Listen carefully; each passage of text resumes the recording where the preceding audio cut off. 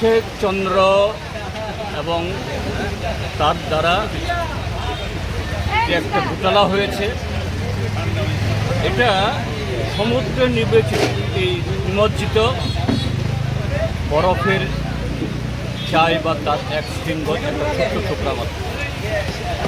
গত 8.5 বছর ধরে যে অনিয়ম চলছে, অরাজকতা চলছে, অবাধ লুণ্ঠন চলছে, এবং সে অবাধ লুণ্ঠনের যারা মূল কারিগর বা কুশীলব, এরা শুধু অভিষেক চন্দ্ররা না, দু একজন আধিকারিক না, এটা ইউনিফর্মধারী পুলিশ অফিসারই হোক বা আইএএস, আইপিএস, পিপিএস, পিসিএস তকমাদারি হোক।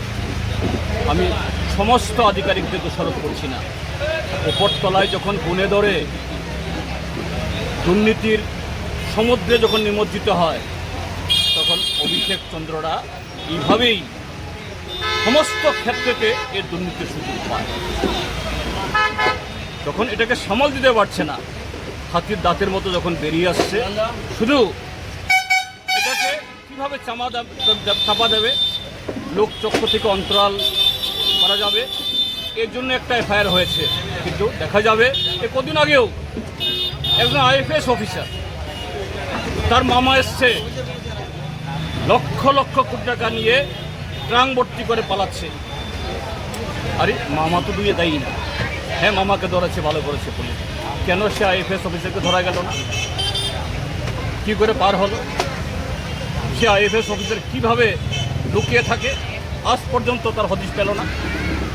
তো অভিষেক চন্দ্র, এই ঘটনা আরো বহু আগে ধরা পড়েছে, কিন্তু অভিষেক চন্দ্রকে পালানোর সুযোগ তৈরি করে দিয়ে এইভাবে শেষ মুহূর্তে একটা এফআইআর করা হয়েছে। তো আমি বলবো, এটা সমুদ্রে নিমজ্জিত বরফের চাই মাত্র ত্রিপুরার যে দুর্নীতি, মানিক সাহা, রতনলাল নাথের নেতৃত্বে যেখানে হাত দেওয়া যাবে, কৃষি, গ্রামোন্নয়ন, শিক্ষা, স্বাস্থ্য, ওই ইয়েতে কী বলে আরক্ষা, সমস্ত জায়গাতে শুধু দুর্নীতি, দুর্নীতি, দুর্নীতি। এই যে গতকাল এবং আজকে প্রায় 20 কোটি টাকার নিষিদ্ধ সামগ্রী আসছে আগরতলা স্টেশনে। কী করে আসে এগুলো? কোটি কোটি টাকার সামগ্রী আসে, তার এই কনসাইনমেন্টের কার অ্যাড্রেসে? কেন গ্রেপ্তার হয় না? আগেরটা কি হলো? কাজেই মূল চাই, এই অপরাধগুলোর মূল কিংপিন হলো যারা আজকে রাজ্য চালাচ্ছে তাদেরই। এদেরকে না সরালে, এদের বিরুদ্ধে জনমত তৈরি করতে না পারলে অভিষেক চন্দ্ররা 2-4 জন জনকোটি হয়তো ধরা পড়বে মাত্র, কিন্তু অপরাধ বন্ধ হবে না। এই হলো ঘটনা।